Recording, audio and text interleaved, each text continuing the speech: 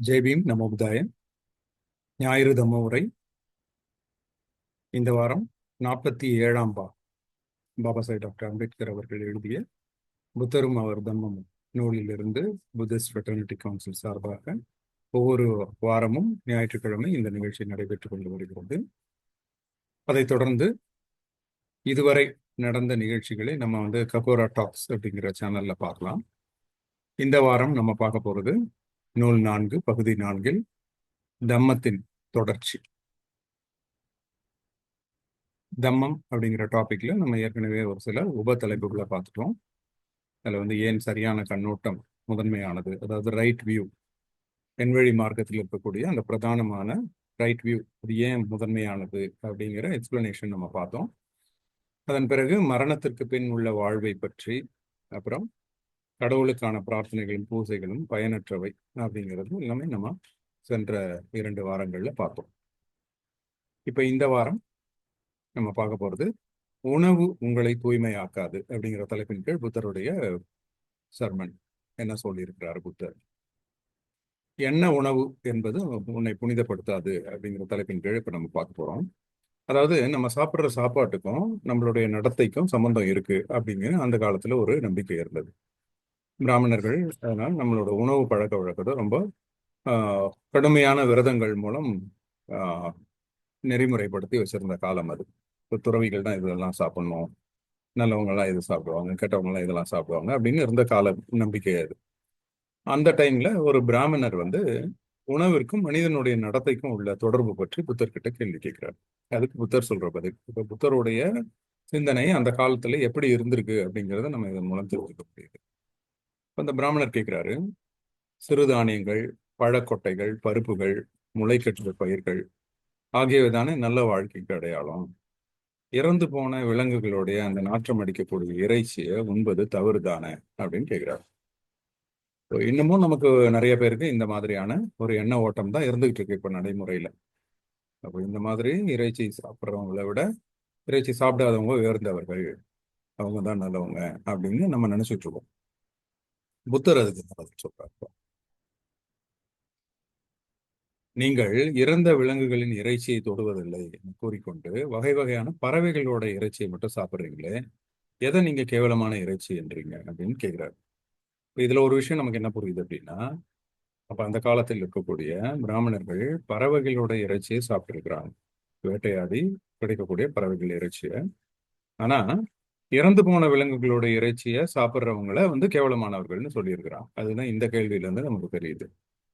ஏன்னா நம்ம டாக்டர் அம்பேத்கருடைய புத்தகங்கள்ல இருந்து பார்க்கும் பொழுது வேத காலத்துல பிராமணர்கள் யாகங்கள்ல விலங்குகளை பலி கொடுத்து அதை பங்கு போட்டு பிரித்து சாப்பிடுவார்கள் அப்படிங்கிறத நம்ம பார்த்திருக்கோம்.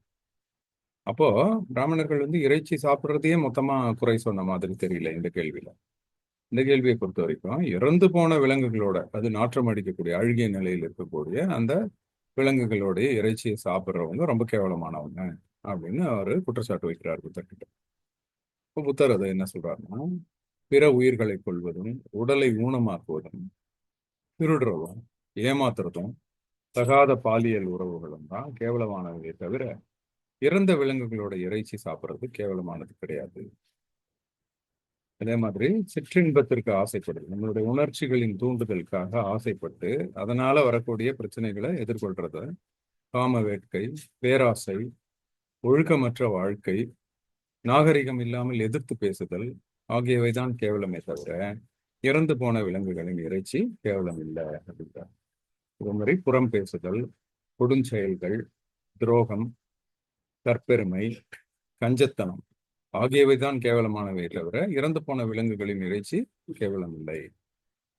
ஒவ்வொன்றும் நம்மளுடைய அந்த கேரக்டர்ஸ், நம்மளுடைய நடத்தை தான் முக்கியமே தவிர நம்ம சாப்பிட்ற சாப்பாடு முக்கியம் கிடையாது, அதுக்கு இதுக்கும் சம்மந்தம் இல்லைன்னு சொல்ல வர்றாரு.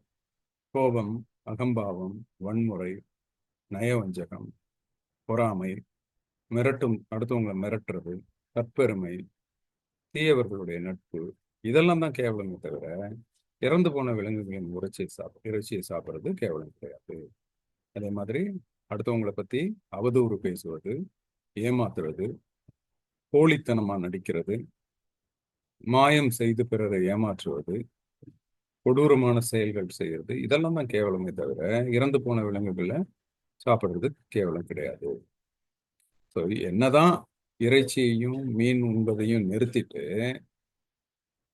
நிர்வாண சாமியாராக சுற்றினாலும், தலையில கொண்டை வச்சுக்கிட்டு இருந்தாலோ அல்லது மொட்டை அடிச்சுக்கிட்டு இருந்தாலோ அல்லது புலித்தோல் போன்ற விலங்குகளால் உடைய தோலான ஆடைகள் அணிவதாலோ, யாகத்தை வளர்ப்பதாலோ, அடுத்த ஜென்ம நன்மைக்காக கடுமையான விரதங்கள் இருப்பதாலோ, புனித நீரில் மூழ்குவதாலோ, படையல்கள் போடுவதாலோ, சடங்குகள் செய்வதாலோ ஒரு மனிதன் தூய்மையாக முடியாது அப்படின்னு புத்தர் சொல்றாரு. எவ்வளவு இது யதார்த்தமான விஷயம் பார்க்க முடியும் பாருங்க. இப்பவும் நம்ம இந்த மாதிரியான சாமியார்கள் தான் நம்ம வணங்குறோம். நிறைய பேர் நம்பி போறாங்க. அதாவது இறைச்சியும் மீன் உண்பதையும் தவிர்த்துட்டு இந்த மாதிரி நிர்வாண சாமியார் தலையில் கொண்ட வச்சுக்கிறது, இந்த மாதிரி வெளிப்புற அடையாளங்களை மட்டும் வச்சிட்டு இருக்கிறவங்க நம்ம தூய்மையானவர்கள்னு கருத முடியாது.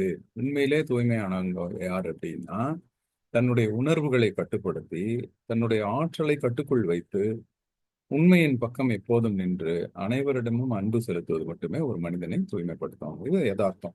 இந்த மாதிரி இருக்கிறவங்க தான் ஒரு நல்ல, அவங்க என்ன சாப்பிட்றாங்கிறது முக்கியம் கிடையாது, அவங்க எப்படி நடந்துக்கிறாங்கிறது தான் முக்கியம் அப்படிங்கிறது தான் இந்த கேள்வியோட பதில். அப்போ எல்லா விருப்புகளையும் வெறுப்புகளையும் துறந்த துறவி பார்ப்பவற்றாலோ அல்லது கேட்பவற்றாலோ கரைபட மாட்டான். அதாவது அவனுடைய உணர்ச்சிகளுக்கு அடிமையாகி அதன் பின்னாடி போக மாட்டான். அதுவே வேணும் வேணும்னு அதுக்கு ஒரு அடிக்ட் ஆக மாட்டாங்க. அதன் பின்னாடி ஆசைப்பட்டு போக மாட்டாங்க. பற்றற்று இருப்பாங்க. அதுதான் உண்மையான நல்ல வழக்கமே ஒழிய நீங்க சொல்ற மாதிரி இறைச்சி சாப்பிட்றது ஒன்றும் கேவலம் கிடையாது அப்படின்னு புத்தர் சொல்றாரு. இந்த போதனை கேட்டவுடன் இந்த பிராமணர் புத்தர் முன் மண்டியிட்டு தம்மையும் சங்கத்தில் சேர்த்துக் கொள்ளுமாறு கேட்கிறார். அதாவது சேர்ந்துறார். இப்போ இந்த கேள்வியில இருந்து நமக்கு தெரிஞ்சுக்கிறது என்ன அப்படின்னா, அதாவது இறைச்சி சாப்பிடலாமா சாப்பிடக்கூடாதாங்கிறது புத்தருடைய கேள்வியா, அதுக்கான பதில் இங்க நம்ம தேட முடியாது. இங்க என்ன பதில் அப்படின்னா, ஒரு மனிதன் தூய்மையானவனா இல்லையாங்கிறது அவன் சாப்பிட்ற சாப்பாட்டை வச்சு நம்ம செய்யக்கூடாது.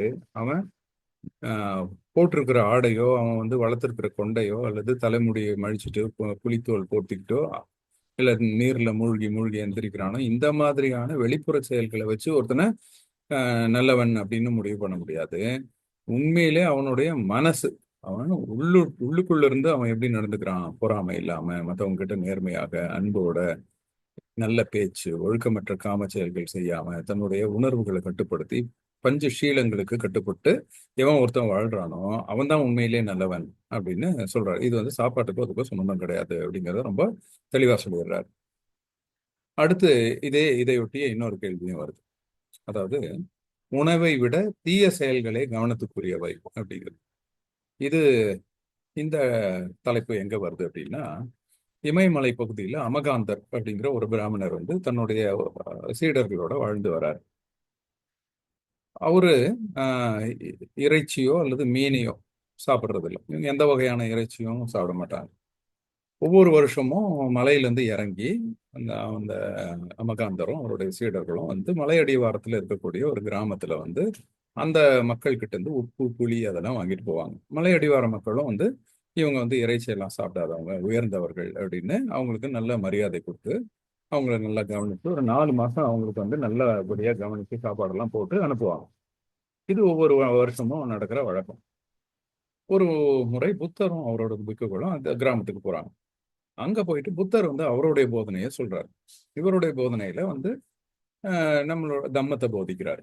அப்போ இந்த பஞ்சசீலத்தையும் நம்ம மனதை ஒருமுகப்படுத்தி நம்மளுடைய உணர்ச்சிகளை கட்டுப்படுத்துறதன் மூலம் ஒருத்தன் தூய்மையா வாழ முடியும், மற்றவங்களுக்கும் பிரச்சனை இல்லாம தனக்கும் பிரச்சனை இல்லாம நிம்மதியா வாழ்ந்துட முடியும் அப்படிங்கிற அந்த எண்வழி மார்க்கம் போதனையையும் விபாசன டெக்னிக்கையும் அவர் சொல்லிக் கொடுக்குறாரு.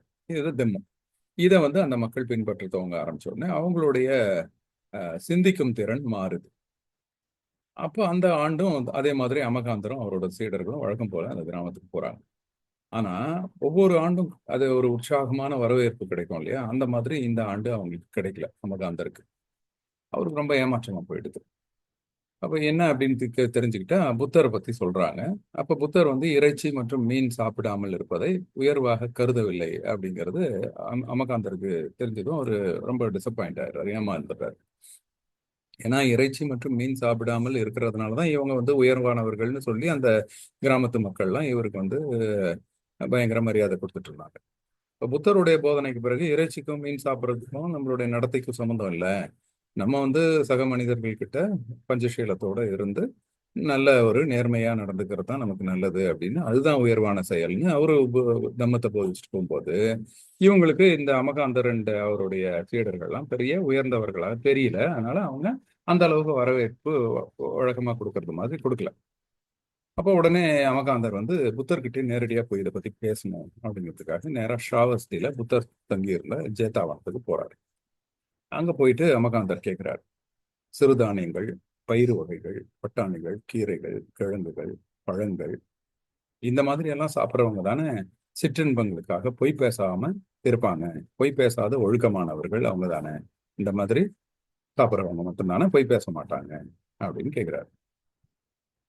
ஆனா நீங்க, அதாவது புத்தரை பார்த்து கேட்கிறார், நீங்க அடுத்தவர் கொடுக்கும் சுவையான உணவை மகிழ்ச்சியுடன் ரசித்து சாப்பிட்டுட்டு, பறவைகளோட இறைச்சியோட சாதத்தை சாப்பிட்டுட்டு அமகாந்தா பற்றி கூறும் குற்றச்சாட்டு உங்களுக்கு பொருந்தாதுன்னு சொல்றீங்களே, என்ன வகையை சேர்ந்தது உங்கள் அமகாந்தம் அப்படின்னு கேட்கிறாரு. இங்க அமகாந்தம் அப்படின்னா என்ன அர்த்தம் அப்படின்னா துர்நாற்றம் அப்படின்னு வச்சுக்கோங்க. அதாவது அமகாந்தர் அப்படிங்கிறது அந்த ஆஹ், துறவியோட பேரு. ஆனா அதே சமயத்துல அமகாந்தா அப்படின்னா, காந்தா அப்படின்னா ஸ்மெல், அமகாந்தா அப்படின்னா ஒரு மோசமான ஸ்மெல். ஒரு துர்நாற்றம் அடிக்கக்கூடிய இறைச்சியை வந்து அவரு சொல்றாரு. துர்நாற்றம் அடிக்கக்கூடிய இறைச்சியை நீங்க சாப்பிட்டுட்டு நீங்க வந்து நீங்க அமகாந்தா கிடையாதுன்னு சொல்றீங்களே, அமகாந்தா வந்து உங்களுக்கு பொருந்தாதுன்னு சொல்றீங்களே அப்படின்னு கேள்வி கேட்கிறாரு. அப்போ புத்தர் வந்து பதில் சொல்றாரு. அதாவது அமகாந்தம் அப்படின்னா என்ன, நீங்க நினைக்கிற மாதிரி அமகாந்தம்ங்கிறது துர்நாற்றம் அடிக்கக்கூடிய இறைச்சி கிடையாது. பிற உயிர்களை கொல்றதும், துன்புறுத்துறதும், கத்தியால் அறுக்கிறதும், கட்டி போட்டு வைக்கிறதும், திருடுறதும், பொய் பேசுறதும், ஏமாத்துறதும், ஊழல் செய்யறதும், வெட்டி பேச்சு பேசுறதும், ஒழுக்கமற்ற காம செயல்கள், இந்த பஞ்சசீலத்தை அப்படியே கொண்டு வர அதெல்லாம் செய்யறது தான் அமகாந்தா. அதான் அமகாந்தான்னா அதெல்லாம் தான் துர்நாற்றம் அடிக்கக்கூடிய செயல்கள். இறைச்சியை உண்பது கிடையாது அப்படி சொல்றாரு. இப்ப யாரெல்லாம் தன்னுடைய சிற்றின்பத்திற்காக உணர்ச்சிகளை கட்டுப்படுத்தாமல் இன்பத்திற்காக அலைகிறார்களோ, தீய செயல்களை செய்யறாங்களோ, ஒழுக்க விதிமுறைகள் அவசியம் இல்லை அப்படின்னு நினைக்கிறாங்க. எந்த ஒரு கட்டுப்பாடும் இல்லை, ஜாலியா இருந்துட்டு இருக்கிற வரைக்கும் இருந்துட்டு செத்துடலாம் அப்படின்னு நிறைய பேர் சொல்றாங்க இல்லையா. அந்த மாதிரி ஒழுக்க விதிமுறைகள் அவசியம் இல்லைன்னு நினைக்கிறவங்க கோணல் புத்தி, குரூக்கட் மைண்ட், ஒழுக்க விதிகளை பின்பற்ற சிரமப்படுகிறார்கள். அவர்கள் தான் ஒழுக்கமற்றவர்களை தவிர, அவர்கள் தான் அமகாந்தாவை தவிர இறைச்சி அமகாந்தா கிடையாது. நீங்க நினைக்கிற மாதிரி அமகாந்தாவுக்கு அர்த்தம் அது கிடையாது அப்படின்னு சொல்றாரு. இப்ப இந்த உலகத்துல யாரெல்லாம் முரடர்களாகவும், வன்மையானவர்களாகவும், புறம் பேசுபவர்களாகவும், ஏமாத்துறவங்களாகவும், அன்பற்றவர்களாகவும், தற்பெருமை கொண்டவர்களாகவும், கஞ்சத்தனமானவர்களாகவும் இருக்கிறாங்களோ அதுக்கு பேர் தான் அமகாந்தா. அதுதான் கேவலமானதே தவிர இறைச்சி சாப்பிடுறது வந்து அமகாந்தா கிடையாது அப்படின்னு சொல்றாரு. இப்ப இதெல்லாமே நம்ம பார்த்தோம்னா இந்த முரட்டுத்தனம், வன்மை, புறம் பேசுறது, ஏமாத்துறது எல்லாமே தீய செயல்கள் நமக்குமே தெரியும். ஆனா அதுக்கு இம்பார்ட்டன்ஸ் கொடுக்கறது இல்லை. நமக்கு வந்து நம்மளுக்கு போதிக்கக்கூடிய நம்ம வந்து ஒரு மத போதனைகள் எல்லாத்துலேயுமே வந்து வெளிப்புற விஷயங்கள் தான் இருக்கும். இது இறைச்சி சாப்பிட்றது தப்பு, டெய்லி 3 தடவை குளிக்கணும், அப்புறம் முடி சடை முடி வளர்த்துக்கிறது, இல்லைன்னா முட்டை அடிக்கிறது, காவி உடை அணியறது, இந்த மாதிரி வெளிப்புற செயல்கள் தான் வந்து ஒரு துறவிகளுக்கும் ஒரு உயர்ந்தவர்களுக்கும் முனிவர்களுக்குமான அடையாளமாக நமக்கு தெரியுதே ஒழிய இந்த உள்ள இருக்கக்கூடிய இந்த விஷயங்களை யாரும் சொல்றது இல்லை. அங்கதான் புத்தர் வந்து வேறுபடுறாரு மற்ற மத தலைவர்கள் கிட்ட இருந்து.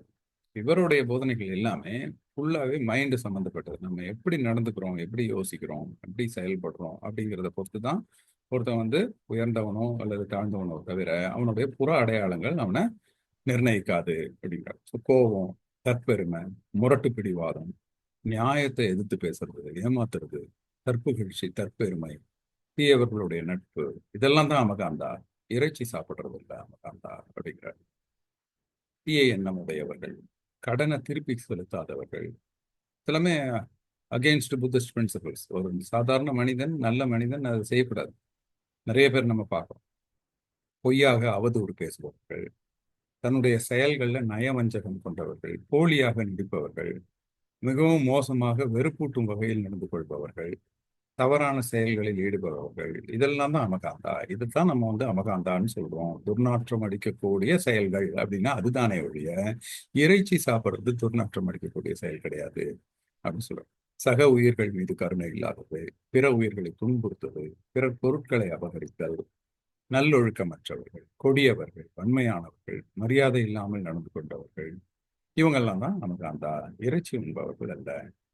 ஒரு விருப்பினாலோ அல்லது வெறுப்பினாலோ, விருப்பு வெறுப்பு இதனால சக உயிர்கள் மீது தாக்குதல் நடத்துபவர்கள், கெடுதல் ஏற்படுத்தும் செயல்களிலேயே நாட்டமுடையவர்கள் ஆகியோர் தான் இறப்புக்கு பிறகு நரகத்தில் விழுவார்களே தவிர இறைச்சி சாப்பிடுவர்கள் அல்ல அப்படிங்கிறார்.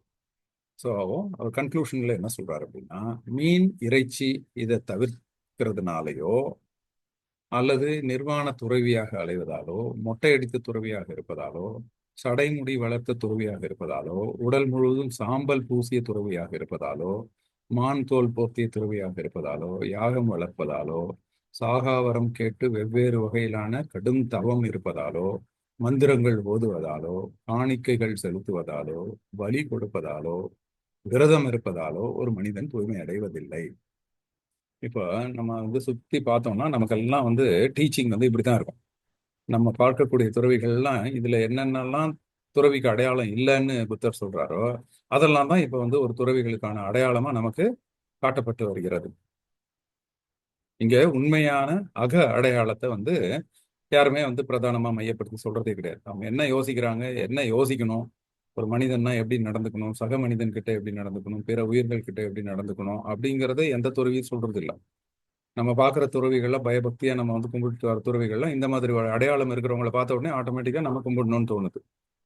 ஒரு சடமுடி வளர்த்துக்கிட்டு, காவி உடை பூசிக்கிட்டு, உடம்பு ஃபுல்லா சாம்பல் பூசிக்கிட்டு, மான் தோல் மேல உட்காந்துருந்தாருன்னா உடனே பவ்யமா போய் நம்ம வணங்குறோம். அதெல்லாம் வந்து உயர்வான அடையாளங்களே கிடையாது. அடையாளம்ங்கிறது அக அடையாளம் அப்படின்னு புத்தர் வந்து தெளிவா உணர்த்துறார். யார் ஒருவர் தன்னுடைய உணர்வுகளை கட்டுப்படுத்தி தம்மத்தின் வழி வாழ்கிறார்களோ, நேர்மையாகவும் அன்பாகவும் வாழ்வதில் மகிழ்ச்சி அடைகிறாங்களோ, எல்லா பற்றுக்களையும் திறந்து இருக்காங்களோ, துக்கத்திலிருந்து விடுதலை அடைந்தவங்க தான் உண்மையிலே ஞானம் பெற்றவங்க. இந்த மாதிரி ஞானம் பெற்றவர்களும் எந்த ஒரு விருப்பு வெறுப்பும் இல்லாம தன்னுடைய உணர்ச்சி வயப்பட்டு உணர்ச்சிக்காக எதையும் ஆசைப்பட்டு செய்ய மாட்டாங்க. அந்த மாதிரி இருக்கிறவங்க தான் உண்மையிலே உயர்ந்தவர்கள். அவங்க கிட்ட தான் நம்ம போய் கத்துக்கணும். நம்மளுடைய வாழ்க்கையில நம்மளை வந்து நல்வழிப்படுத்துறதுக்கு அவர்களை தான் நம்ம துறவிகளா ஏற்றுக்கொண்டு மரியாதை கொடுத்து அவர்களுடைய வழிமுறைகளை நம்ம தெரிஞ்சுக்கிட்டோம் அப்படின்னா நமக்கு வந்து நமக்கும் நம்மளுடைய சுற்றி இருக்கிறவங்களுக்கும் அது நன்மை கொடுக்குமே ஒழிய புற அடையாளங்களை மட்டும் வச்சு ஒருத்தரை வணங்கிட்டு வர்றதுனால நமக்கு எந்த ஒரு பலனும் கிடையாது அப்படின்னு புத்தர் வந்து சொல்றாரு. ஆகவே நாம் செய்யும் தீய செயல்கள் தான் நம்மளுடைய கவனத்துக்குரியவை அமகாந்தரே. நாம் சாப்பிடும் உணவு வகையிலான மீன் அல்லது இறைச்சியோ கிடையாது அப்படின்னு சொல்றாரு. ஸோ இங்கேயும் இந்த கேள்வியிலையும் நம்ம வந்து அகெயின் பார்க்க வேண்டிய விஷயம் என்ன அப்படின்னா, புத்தர் இந்த உணவு பழக்க வழக்கத்துக்கும் நம்மளுடைய நடத்தைக்கும் சம்பந்தம் இருக்கிறது மறுக்கிறார். அந்த காலகட்டத்தில் அது வந்து ரொம்ப உயர்வா பேசப்பட்டிருந்த விஷயம். இன்னமும் வெஜிடேரியனிசம்னா அது வந்து ரொம்ப சுப்பீரியர் அப்படின்னு பேசிட்டு இருக்கிற இந்த காலத்துல நமக்கு எல்லாருக்கும் வந்து ஒரு யதார்த்த உண்மையை வந்து உரைக்கிற மாதிரி சொல்றது அந்த புத்தருடைய தம்மம். நம்ம எப்படி நடந்துக்கிறோங்கிறது தான் முக்கியமே தவிர நம்ம என்ன சாப்பிட்றோங்கிறது முக்கியம் கிடையாது. இப்போ நம்ம வந்து வட இந்தியாலாம் பார்க்குறோம், மாட்டு இறைச்சி வச்சிருந்தாங்கன்னு அடிச்சு கொள்றாங்க. இப்போ அதுக்கும் சம்மந்தமே கிடையாது. ஒரு மனிதனுடைய நடத்தை தான். அவன் போய் சக மனிதனை அடிச்சு கொள்றான்னா அதுதான் கீழ்த்தரமான செயலை ஒழிய அவன் மாட்டு இறைச்சி வச்சிருக்கிறாங்கிறது கீழ்த்தரமான செயல் கிடையாது. இந்த ஒரு புரிதலை வந்து மக்கள் கிட்ட கொண்டு வந்தா இந்த சமூகம் வந்து நல்லிணக்கத்தோட ஒருத்தர் ஒருத்தர் வந்து சக மனிதனை நேசிச்சு சக உயிர்களை நேசிச்சு வாழ முடியும். இந்த போதனை வந்து நம்ம ஆக்சுவலா நம்ம நாட்டை விட்டு வெளியே போயிடுச்சு இந்த புத்தருடைய போதனை. இதை மறுபடியும் கொண்டு வந்தா சமூகம் நல்லா இருக்கும். இதை வந்து மக்களுக்கு கொண்டு வரணும். ஏன்னா எதெல்லாம் புத்தர் வந்து மறுத்திருக்கிறாரோ அதெல்லாம் தான் இன்னைக்கு வந்து முதன்மைப்படுத்தப்படுகிறது. அப்போ உண்மையிலே நமக்கெல்லாம் வந்து ஒரு கடுமையான பணி என்ன அப்படின்னா புத்தருடைய போதனைகளை மறுபடியும் மக்கள் கிட்ட கொண்டு போய் சேர்க்கணும். ஆனா ஒரு யதார்த்தமா ஒரு நேர்மையா உட்கார்ந்து யோசிக்கும் பொழுது நமக்கு வந்து புத்தர் சொல்றதெல்லாம் நியாயம் தானே தெரியுது. அந்த காலத்திலே அந்த பிராமணர்கள் கிட்ட அவர் சொன்ன போது அவங்க எல்லாம் ஏத்துக்கிறாங்க. ஏன்னா நிறைய பேர் அறியாமையினால அவங்க பழக்கம் அப்படியே தொன்று தொட்டு அவங்களுக்கு சொல்லி கொடுத்ததுனால அந்த மாதிரி வழக்கத்தை பின்பற்றிட்டு இருந்தாங்க. அந்த மாதிரி அறியாமையில இருக்கிறவங்கள மாத்திர முடியும். ஆனா சுயநலத்தோட வேணும்னே தெரிஞ்சுக்கிட்டே பண்றவங்கள மாத்துறது சிரமம். பட் நிறைய மக்கள் அறியாமையில இருக்கிறாங்க. இந்த அறியாமையில இருக்கக்கூடிய மக்களை இந்த மாதிரி யதார்த்தமான உண்மைகளை சொல்றதன் மூலம் உங்களால மாத்தி கொண்டு வந்துட முடியும். அடுத்த ஒரு முக்கியமான விஷயம் என்ன அப்படின்னா புற தூய்மை. புற தூய்மை அதாவது டெய்லி நல்லா போய் அஹ், அஹ், நதி நீர்ல வந்து குளிக்கிறது, தலை முழுகிறது, பாவம் தொலைஞ்சிரும். இன்னும் இப்போ கூட நம்ம போய் பெரிய ஒரு பிரக்யாராஜ்ல வந்து அஹ், கோடிக்கணக்கில் மக்கள் போய் நதி நீர்ல முங்கினாங்க. தங்களுடைய பாவங்கள் போயிடணும், அடுத்த ஜென்மத்துல சொர்க்கத்துக்கு போகணும், அந்த நம்பிக்கை இன்னமும் இருக்கு. அப்ப இதை பத்தின இதெல்லாம் அந்த காலத்துல இருந்து வந்தது தான். அது இன்னமும் மக்கள்கிட்ட அவ்வளோ பரவலா இருக்கு அப்படின்னா நம்ம வந்து அந்த காலத்துல புத்தர் அதை பத்தி எப்படி யோசிச்சிருக்கிறாரு, அவர் அதை எதிர்த்து என்ன மாதிரியான பிரச்சாரம் செஞ்சிருக்கிறாருங்கிறத இந்த கேள்வியில நம்ம பார்க்கலாம். புத்தர் ஒரு நாள் ஸ்ராவஸ்தியில தங்கியிருக்கிறார். அப்ப வந்து சங்கராவர் அப்படிங்கிற ஒரு பிராமணர் தங்கியிருக்கிறார். சங்கர்வா அந்த ஸ்ராவஸ்தியில தங்கியிருக்கிறார். ஒரு நாள் அனந்தர் வெளியில போறாரு தானத்துக்கு. அப்போ இந்த சங்கராவர் பத்தி கேள்விப்படுறாரு.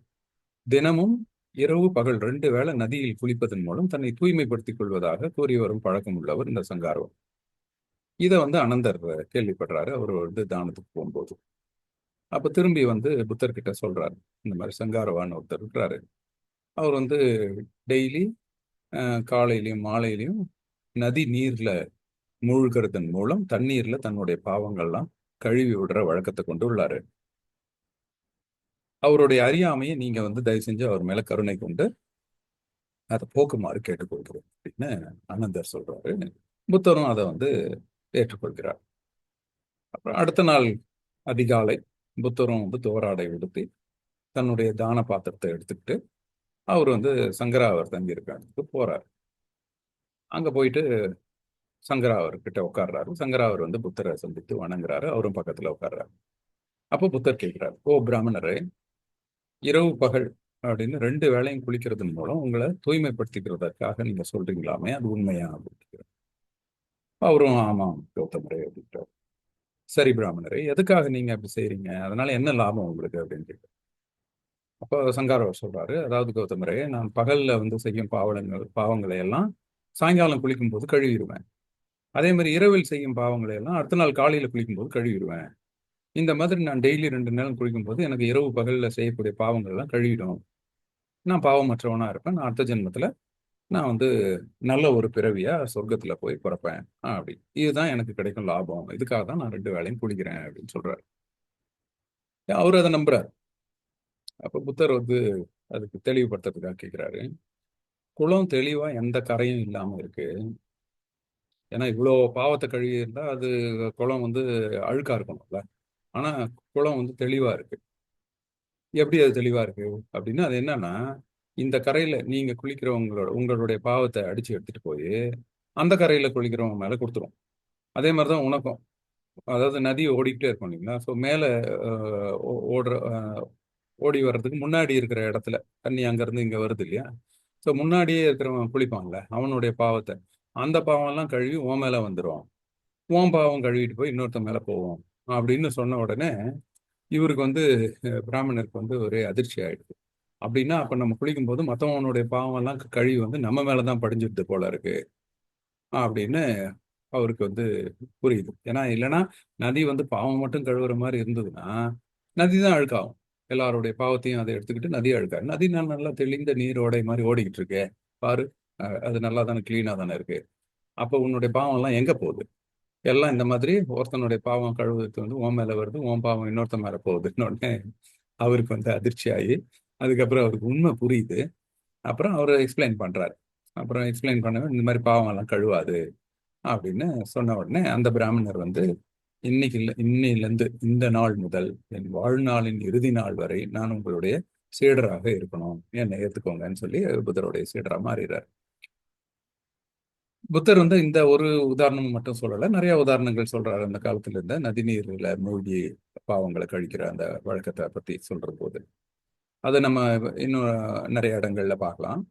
இப்போ இது வந்து பாபா சாஹேப் டாக்டர் அம்பேத்கர் எழுதிய புத்தரும் தமிழும் புத்தகத்தில் இந்த இது மட்டும் கொடுத்துருக்கு. நான் இதை தாண்டி இன்னும் ஒரு சில தகவல்களையும் இப்போ கொடுக்குறேன். அதாவது புத்தர் வந்து அந்த பிராமணர்கிட்ட கேட்கிறார், பாவங்கள்ங்கிறது உடல்ல இருக்கா இல்ல மனசுல இருக்கா அப்படின்னு. அப்போ ஒரு தீய செயல்கள், எண்ணங்கள் இதெல்லாமே மனசுல தான் இருக்கு அப்படின்னு பிராமணர் பதில் சொல்றாரு. அப்படின்னா நீங்க வந்து உடலை கழுவும் போது மனசை எப்படி அது கழுவும்? உடல் மட்டும்தானே கழுவும் அப்படின்னு கேட்கிறாரு. இல்ல இல்ல, அது என் நம்பிக்கை. ஏன்னா இது வந்து புனிதமான நீர். இந்த நதி நீருங்கிறது புனிதமான நீர். கடவுள் கிட்ட இருந்து, கடவுளுடைய தலை உச்சியில இருந்து பொங்கி பெருகி ஓடி வருது. அதனால அது என் மனசுல இருக்க அழுக்கையும் கழுவிடும் அப்படின்னு நான் நம்புறேன் அப்படின்றான். அதாவது உடல்ல இருக்கிற அழுக்கு கழுவுறது நமக்கு கண்ணாலே தெரியுது. மனசுல இருக்கிற அழுக்கு அது கழுவுமா அப்படிங்கிறது நமக்கு தெரியாது. அதை நம்ப தான் முடியும். அப்ப அது என்னுடைய நம்பிக்கை அப்படின்னு சொல்றாரு அவர். உடனே அவரு புத்தர் கேட்கிறாரு, நம்பிக்கை இருந்தா மட்டும் உண்மைங்கிறது மாறிடுமா? ஒருத்தன் காட்டுல வந்து வழி தெரியாம மாட்டிக்கிறான். அவன் வந்து கிழக்கு திசையை நோக்கி போகணும். அப்பதான் வெளியே வர முடியும். அவன் வந்து கிழக்கு திசை அப்படின்னு நம்பி வேற ஒரு மேற்கு திசையில போயிட்டு இருக்கான்னு வச்சுக்கோங்க. அப்ப மேற்கு திசை வந்து உடனே கிழக்கு திசையா மாறிடுமா என்ன? அவன் நம்புறாங்கிறதுக்காக. அந்த மாதிரி நீங்க நம்புறீங்கிறதுக்காக உண்மை எப்பயுமே மாறிட போறது இல்ல. உண்மை யதார்த்தம் உங்க கண்ணுக்கு தான் தெரியுது இல்ல. உடலை மட்டும்தானே அது கழுவுது. மனசை கழுவுறதுங்கிறது உங்களோட நம்பிக்கை மட்டும்தான். அது உண்மை கிடையாது அப்படின்னு சொல்றாரு. இப்பயும் நம்ம நிறைய பேர் வந்து என் நம்பிக்கை அது, நான் நம்புறேன், எனக்கு அது நிம்மதியா இருக்கு அப்படின்னு சொல்றான். உண்மையை பத்தி யோசிக்கிறதே கிடையாது. அது என் நம்பிக்கை, என் நம்பிக்கைக்கு எதுவும் இது பண்ணல, என் நம்பிக்கையை வந்து புண்படுத்திட்டான் அப்படின்னு. என்னுடைய மத நம்பிக்கையை புண்படுத்தி விட்டார்கள். அந்த நம்பிக்கைங்கிறது வந்து அவரவருடைய தனிப்பட்ட விருப்பம். ஆனா உண்மைங்கிறது அங்க ஒண்ணு இருக்கும். அந்த உண்மையை தான் நம்ம மதிக்கணும். அதுதான் தம்மம். தம்மம்ங்கிறது ட்ரூத், உண்மை. அந்த உண்மையை மட்டும் பார்க்கக்கூடிய ஒரு ஆற்றலை வளர்த்து கொள்ளக்கூடியது தான் பௌத்த வாழ்வியல். அதுக்காக தான் நம்ம எல்லாம் வந்து என் வழி மார்க்கத்தை பின்பற்றுவோம், விபாசனா தியானம் செய்யறோம். ஏன்னா அந்த ரைட் வியூ கிடைக்கும். ரைட் வியூ கிடைக்குதுன்னா நமக்கு உண்மை தன்மை புரியும். நம்மள வந்து ஒரு புத்திஸ்ட், ஒரு பௌத்த வாழ்வியலை பின்பற்றுவவங்கள இந்த மாதிரி தண்ணியில மூழ்கினா உன் பாவம் போயிடும்னு யாராவது சொன்னா கூட நம்ம நம்ப முடியாது. ஆனா அத்தனை பேர் நம்பிட்டு இருக்காங்க இந்த நாட்டுல. எப்படி? ஏன்னா அவங்களுக்கு அந்த ரைட் வியூ இல்லை. அந்த யதார்த்தத்தை பார்க்கக்கூடிய, உண்மைத்தன்மையை உணரக்கூடிய சக்தி அவங்களுக்கு இல்லை. இப்போ இந்த சக்தி எப்படி வரும் அப்படின்னா, அதுக்கு தான் அந்த பஞ்சசீலத்தை பின்பற்றணும், தியானத்தை பின்பற்றணும். அப்போ நமக்கு வந்து ரைட் வியூ கிடைக்கும். ரைட் வியூ கிடைச்சவங்கள யாரும் ஏமாற்ற முடியாது. ஏமாத்தலனாலே இங்க ஏற்றத்தாழ்வுகள் இருக்காது. ஒருத்தன் ஏமாறத்துக்கு இருக்கிறதுனால தானே மேலையும் கீழையும் இருக்கு. அப்போ இந்த ஒரு சமத்துவமான ஒரு சமூகம் வரணும் அப்படின்னாலே எல்லாருக்கும் ரைட் வியூ இருக்கும். ரைட் வியூ இருந்தாதான் நமக்கு வந்து ஏற்றத்தாழ்வுகள் இருக்காது. ஒருத்தர் ஏமாத்துறதும் ஒருத்தர்கிட்ட ஏமாறுறதும் இல்லாம போகும். அப்போ இன்னொரு உதாரணமும் சொல்றாரு. ஒருத்தன் ஒரு அழுக்கான பாத்திரம் கொண்டு வரான். வெளியிலயும் அழுக்கா இருக்கு, உள்ளேயும் அழுக்கா இருக்கு. அவன் வந்து வெளியில மட்டும் தேய்ச்சி தேய்ச்சி கழுவிட்டே இருந்தான்னா உள்ள இருக்கிற அழுக்கு போகணும். அவன் அதுல போட்டு சாதத்தை போட்டு சாப்பிட முடியுமா அப்படின்னு கேட்டோடனே, இல்ல முடியாது, உள்ளேயும் கழுவும். அப்ப அந்த மாதிரி தான் நம்மளை வெளியே மட்டும் கழுவுறது தான் உன்னுடைய நதி நீரை வெளிய, உன்னுடைய அக அழுக்கை கழுவுறது அது கிடையாது. அதை புரிஞ்சுக்கோ அப்படின்னு சொல்லி எக்ஸ்பிளைன் பண்றாரு. இன்னொரு இடத்துல கூட நம்ம பௌத்த கருத்துக்கள் இதை பத்தி புத்தர் என்ன அந்த காலத்துல போதிச்சிருக்காரு அப்படிங்கிறத நம்ம இன்னொரு இடத்துல கூட பார்க்கலாம். புன்னாதாசி அப்படின்னு ஒரு பெண்மணி இருக்கிறார், ஒரு பணிப்பெண், புன்னாதாசி. இந்த புன்னாதாசி ஒரு நாள் வந்து ஒரு குளத்துல தண்ணி எடுக்க வராங்க. அப்போ அங்க வந்து ஒரு பிராமணர் குளிச்சிட்டு இருக்காரு. அவர்கிட்ட இவங்க கேட்ட உடனே, ஏன் நீங்க இந்த மாதிரி குளிக்கிறீங்க அப்படின்னா, என்னோட பாவம் போறதுக்கு அப்படின்னு அவர் சொல்றாரு. அப்போ அந்த புன்னாதாசி கேள்வி கேட்கிறார். அப்ப பணிப்பெண் பௌத்த போதனைகளை பின்பற்றி வரக்கூடிய ஒரு பணிப்பெண் கேட்கிறாங்க, அப்படின்னா உங்க பாவம் அப்படி மூழ்கின உடனே போயிடுது அப்படின்னா, இந்த தண்ணிக்குள்ளேயே வாழ்ந்துட்டு இருக்க மீன்கள் அதோடைய பாவங்கள்லாம் இந்நேரம் போயிருக்கணுமே, அது பாவமே இல்லாம இருக்கணும்ல. அப்புறம் ஏன் அதை பிடிச்சி எல்லாரும் கொல்றாங்க, அதை வந்து சாப்பிடுறாங்க? அப்போ அது வந்து பாவமே இல்லாம அது வந்து எந்த ஒரு துன்பத்துக்கும் ஆளாகாமல இருக்கணும். அது வந்து அதனுடைய பாவச் செயல், அது போன ஜென்மத்து பாவச் செயல், அதனால அது வந்து சாப்பிடப்படுதுன்னு நீங்க எப்படி சொல்றீங்க அப்படின்னு கேட்குறான். சரி, இன்னொரு கேள்வியும் கேட்குறான் உண்ணாதாசு. அதாவது ஒருத்தன் திருடுறான், கொலை செய்யறான், அதெல்லாம் வந்து ஒழுக்கமற்ற காம செயல்கள் செஞ்சுட்டு வரான். அவன் செஞ்சுட்டு வந்து தண்ணியில மூழ்கி இருந்து என் பாவம் எல்லாம் கழுவிடுச்சு அப்படின்னு சொன்னா நீங்க விட்டுருவீங்களா? இப்போ இன்னும் இப்பயும் எல்லாரும் நம்புறாங்களே, நம்ம பாவம் போய் பாவம் எல்லாம் கழுவிட்டு நம்ம வந்து அடுத்த ஜென்மத்தில் சொர்க்கத்துக்கு போயிடுவோம், நம்மளை தூய்மைப்படுத்துது அப்படின்னா, எல்லா திருடர்களையும் கொண்டு போய் அந்த கங்கை ஆத்துல ஒரு முக்கு முக்கிட்டு அவனை வந்து பனிஷ்மெண்ட் இல்லாம அனுப்பிச்சிட முடியுமா? அப்ப அது உண்மை கிடையாது இல்ல. அப்போ உண்மை என்னங்கிறது தெரிஞ்சும் தெரியாத மாதிரி நம்ம எல்லாம் நடிச்சுக்கிட்டு வாழ்ந்துகிட்டு இருந்தா எப்படி வந்து ஒரு யதார்த்தமான சூழல்ல இந்த சமூகம் இருக்க முடியும்? மூணாவது கேள்வி கேட்கிறான். சரி, உங்க பாவத்தை கழுவுது இந்த தண்ணி, உள்ள இருக்கிற பாவத்தை கழுவுதுன்னே வச்சுக்கோங்க. அப்ப அதே மாதிரி உங்க புண்ணியத்தையும் கழுவிடாதா? இது கேட்ட உடனே அந்த பிராமணர் பயந்துடுறாரு. ஐயோ, அப்ப இருக்கிற புண்ணியத்தையும் சேர்த்து கழுவிடுமோ அப்போ? அப்ப இந்த மாதிரியான ஒரு யதார்த்தமான கேள்விகளை கேட்க கேட்கத்தான் மக்கள் கொஞ்சம் கொஞ்சமா மாற ஆரம்பிக்கிறாங்க. இது எல்லாமே பகுத்தறிவுக்குட்பட்ட ஒரு போதனைகள் தான் புத்தர் வந்து செய்திருக்கிறார். அடுத்தது துறவு வாழ்க்கைங்கிறது எதற்காக அப்படிங்கிறது கடைசி கேள்வி, இந்த தம்மத்தின் கேள்வி. ஸோ தம்மத்தை பத்தி நம்ம வந்து ஒரு கம்ப்ளீட்டா ஒரு ஓவராலா புரிஞ்சுக்கிறோம். ஸோ தம்மங்கிறது ரைட் வியூ. அது எப்படி கிடைக்கும் அப்படின்னா, நம்ம வந்து அந்த எல்வழி மார்க்கத்தை பின்பற்றுவதன் மூலமாகவும் விபாசன தியானம் செய்யறதன் மூலமாகவும் நமக்கு வந்து ரைட் வியூ கிடைக்கும். அதுதான் உண்மையான ஒரு தம்மம். மரணத்துக்கு பின் நம்ம என்ன ஆக போறோம், நம்ம எப்படி நம்ம வந்து சாப்பிட்றோம், எப்படி நம்ம ட்ரெஸ் பண்றோம், எத்தனை தடவை குளிக்கிறோம், என்ன மாதிரியான முடி வளர்த்துருக்குறோம், இல்லை மொட்டை அடிச்சிருக்குமா, இதெல்லாம் வந்து தம்மம் கிடையாது. தம்மங்கிறது நம்மளுடைய நடத்தை சம்பந்தப்பட்டது, நம்மளுடைய சிந்தனை சம்பந்தப்பட்டது, நம்மளோட பேச்சு சம்பந்தப்பட்டது. அப்படிங்கிறது தான் நம்ம தம்மத்தினை பத்தின ஒரு புரிதல் நமக்கு கிடைக்குது. அது வந்து யதார்த்தம், உண்மை, போலித்தனம் கிடையாது. அதுல வந்து என் நம்பிக்கை அப்படிங்கிறதுக்காக நான் உண்மைக்கு புறம்பா நான் எதையும் செய்ய மாட்டேன் அப்படிங்கிறதா. ஸோ இப்போ துறவு வாழ்க்கை அப்படிங்கிறது எதற்காக அப்படின்னு சொல்றாரு புத்தர். புத்தர் பொதுவா வந்து அவர் பயணம் நடைப்பயணம் தான். எந்த ஒரு வண்டியும் பயன்படுத்தியது கிடையாது. மாட்டு வண்டி கூட அந்த காலத்துல இருக்கும், ஆனா மாட்டு வண்டி கூட பயன்படுத்தினது கிடையாது.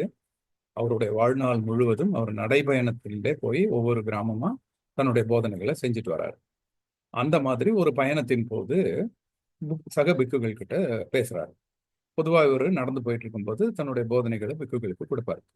அந்த மாதிரி ஒரு சமயம் அவர் வந்து போதிக்கிறார். என்ன சொல்றார் அப்படின்னா, சகோதரர்களே, இந்த துறவு வாழ்க்கைங்கிறது மக்களை ஏமாத்துறதுக்காக நம்ம செய்யறது கிடையாது, நல்லா ஞாபகம் வச்சுக்கோங்க. இன்னமும் இது பொருந்தும். இந்த துறவு வாழ்க்கைங்கிற இருக்கிறவங்களுக்கு எல்லாமே பொருந்தக்கூடிய ஒரு தகவல் தான் இது. எல்லாருமே கவனிக்கணும். இந்த துறவு வாழ்க்கைங்கிறது மக்களை ஏமாத்துறதுக்காக நம்ம கடைபிடிக்கிறது கிடையாது. அவங்க கிட்ட இருந்து ஏதோ நன்மை எதிர்பார்த்தோ அவங்க நமக்கு படையல் போடுவாங்க, சாப்பாடு கொடுப்பாங்க, நம்மளை வந்து மதிப்பாங்க. ஏதோ அவங்க கிட்ட இருந்து ஒரு ஆதாயம் எதிர்பார்த்தோ, ஒரு பலனுக்காகவோ இல்லை புகழுக்காகவோ, அல்லது ஏதாவது முரண்பாடுகள் வரும்போது நம்ம தப்பிச்சுக்கிறதுக்கோ, ஸோ நான் இவர் துறவிப்பா, இவரெல்லாம் அப்பாவி, இவர் எதுவும் செஞ்சிருக்க மாட்டாருன்னு ஒரு போலி வேஷம் போட்டு தன்னை அப்பாவியாக காமிச்சுக்கிறதுக்கோ, அல்லது தன்னை வந்து ஒரு துறவி, நான் பெரிய ஆளு அப்படின்னு அடையாளப்படுத்திக்கிறதுக்காகவோ இது கிடையாது. மாறாக இந்த துறவு வாழ்க்கைங்கிறது நம்மளுடைய பேச்சு, செயல், சிந்தனை ஆகியவற்றை கட்டுப்படுத்தி மனசை தூய்மைப்படுத்தி பற்றுகளை துறந்து ஆசைகளிலிருந்து விடுபடுவதற்காகத்தான் இந்த துறவு வாழ்க்கை நம்ம மேற்கொண்டு வரோம் அப்படின்னு சொல்றாரு. அப்ப துறவு வாழ்க்கையோட டெபினிஷனை எவ்வளவு அழகா புத்தர் கொடுக்குறாரு. இப்போ நம்மளுடைய பேச்சு, செயல், சிந்தனை இதை வந்து நம்ம கட்டுப்படுத்தி மனசை தூய்மைப்படுத்தி எந்த ஒரு பற்று இல்லாம இருக்கணும்னா உண்மையிலே துறவி.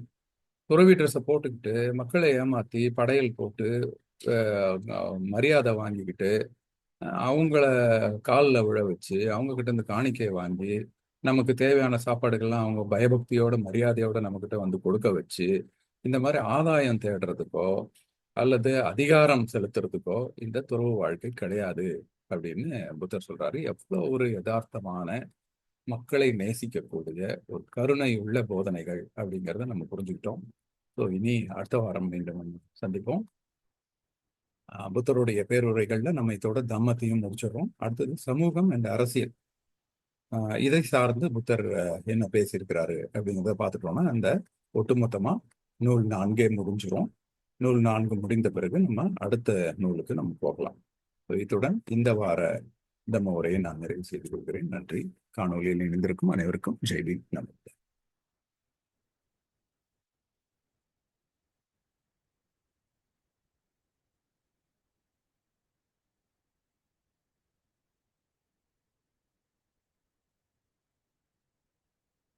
ஓகே, வணக்கம், குட் மார்னிங் டாக்டர். நான் பாம்பேலேருந்து ராஜு பேசுகிறேன் sir. Good morning sir. Jai Bhim.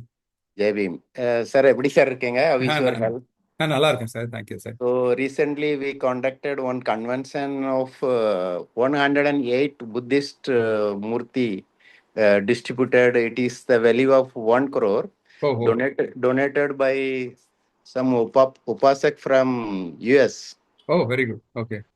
That நல்ல செய்தி சார். convention, ஆஹா. it was very big convention organized by Mallikarjun Kharge, son-in-law MP of Gulbarga. ஓஹோ. So he immediately formed 108 volunteers to organize that function in great way.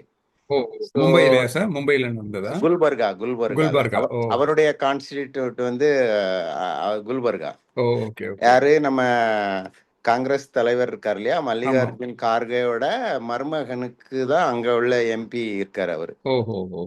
He only organized that function.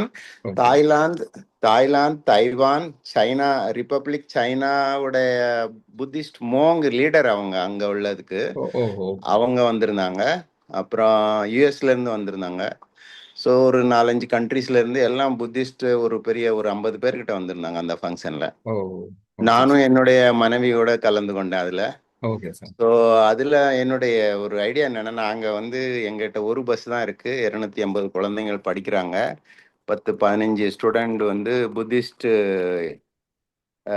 அந்த சிவிர் போட்டு training எடுத்துட்டு இருக்காங்க. அதுல 3 student வந்து தமிழ்நாடு பாண்டிச்சேரியில இருந்து நம்ம தமிழ்கார பையங்க.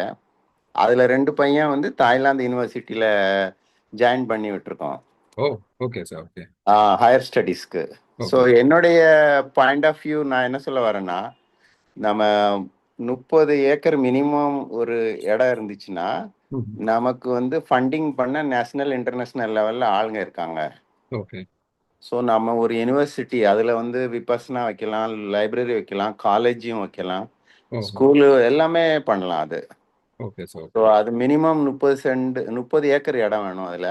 ஓகே. கூடுதல் இருந்தா நல்லது. ஓகே. ஸோ அது மாதிரி நீங்க ஏற்பாடு பண்ணி, எதுக்கான சொல்ல வரேன்னா, அந்த தைவான் அண்ட் சைனா ரிப்பப்ளிக்குடைய அந்த புத்திஸ்ட் மோங் அந்த மேடம் வந்து நாங்க ஒரு பஸ்ஸுக்காண்டி ரிக்வெஸ்ட் பண்ணோம். அவங்க 75 லேக் டொனேஷன் கொடுத்தாங்க வாலண்டரியா.